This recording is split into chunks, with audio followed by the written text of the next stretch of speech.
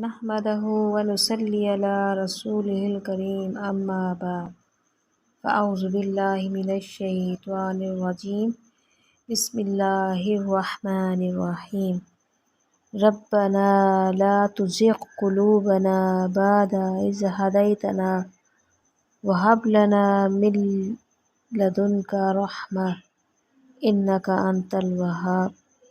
ایک بار پھر سنا رہی ہوں، ربنا لا تزغ قلوبنا بعد إذ هديتنا وهب لنا من لدنك رحمة إنك أنت الوهاب۔ جو کوئی شخص ہر نماز کے بعد اس کو پڑھ لیا کرے وہ دنیا سے انشاءاللہ تعالی با ایمان اٹھایا جائے گا۔ رسول اکرم صلی اللہ علیہ وآلہ وسلم کا فرمان عالی شان ہے، جس نے آخرت پر، اللہ پر اور اس کی اتاری ہوئی کتاب یعنی قرآن کریم پر ایمان رکھا، اس کی آخرت میں بھی بھلائی ہے اور دنیا میں بھی بھلائی ہے۔